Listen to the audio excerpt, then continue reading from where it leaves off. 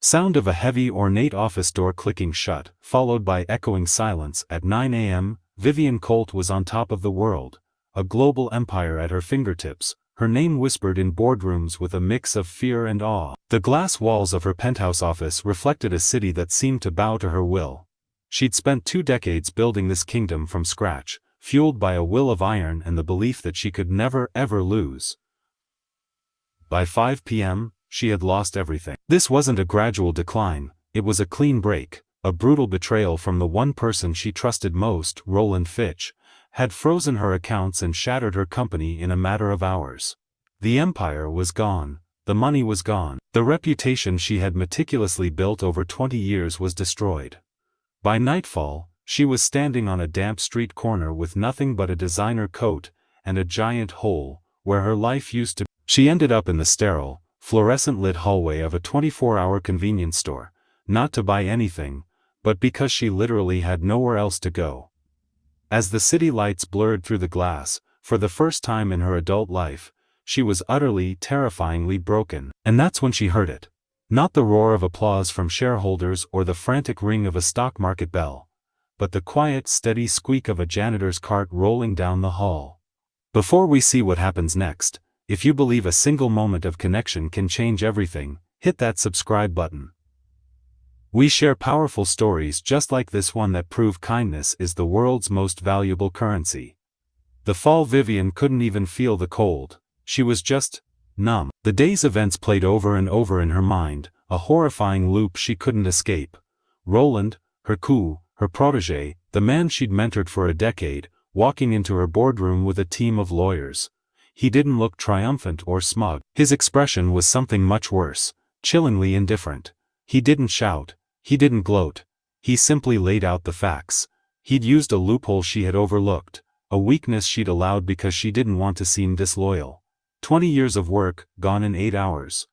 Her allies? They vanished. The board members she had handpicked now just looked at her with cold pity. Her phone, which usually buzzed non-stop with calls from the world's most powerful people, was silent. The security guards at her building, men she'd given huge holiday bonuses to, politely told her she wasn't allowed on the premises anymore.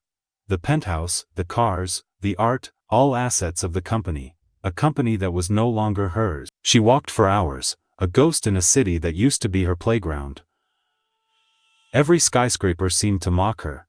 Every glowing ad was a reminder of a world she no longer belonged. She ended up in that forgotten hallway between a convenience store and a laundromat, a non-place for people just passing through. But she wasn't passing through. She had come to a dead stop. She slid down the grimy wall, her silk blouse wrinkling, and just buried her face in her hands. The silence was absolute. She was a queen with no kingdom, a general with no army. She wasn't just broke, she was erased. The encounter. The squeaking wheels of the cleaning cart got louder, a simple sound that cut right through her despair.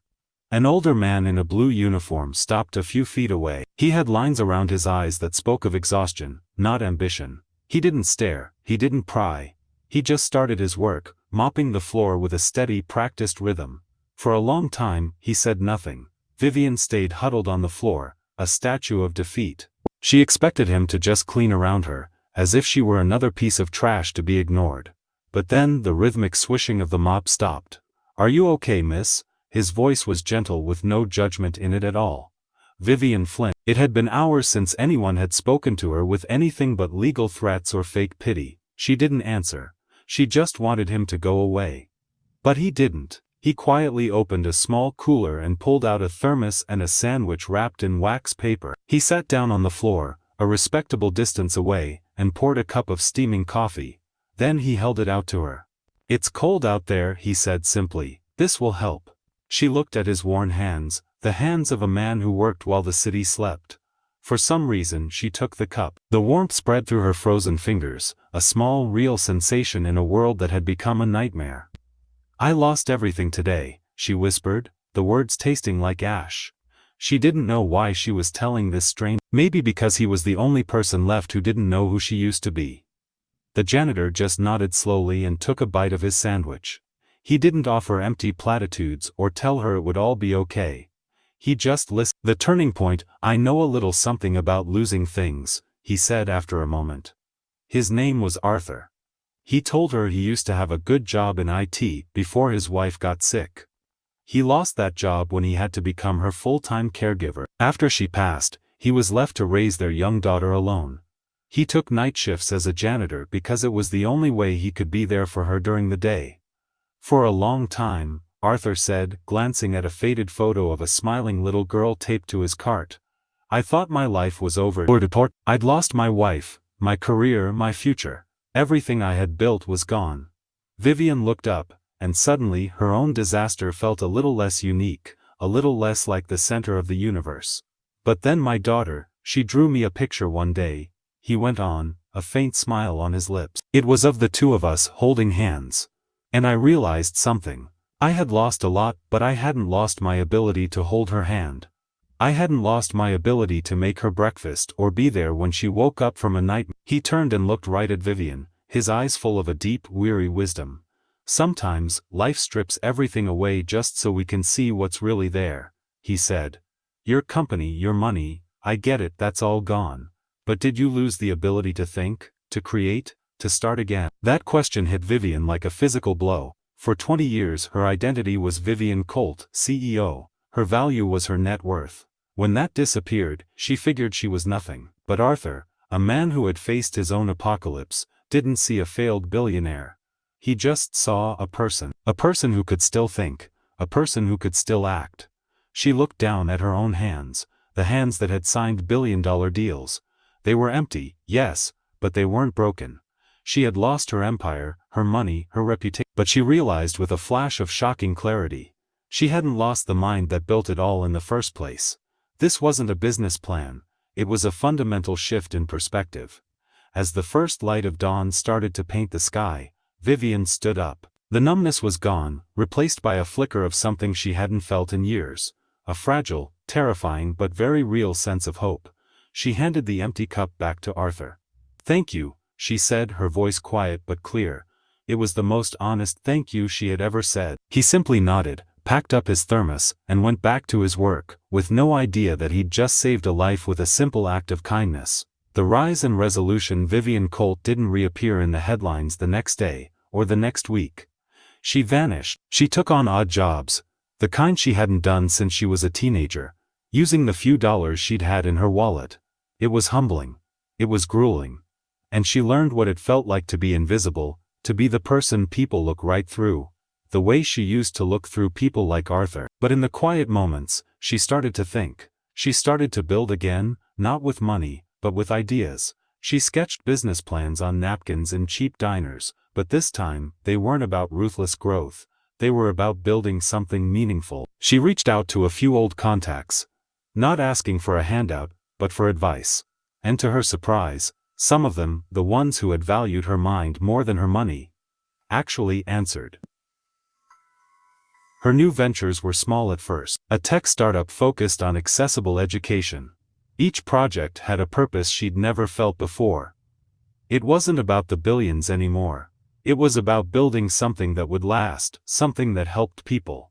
It was a slower, harder climb, but this time it felt real. A year later, Vivien walked back into that same convenience store. She was dressed simply, in jeans and a jacket. She wasn't a billionaire anymore, but her eyes held a light that had gone out long before her fall.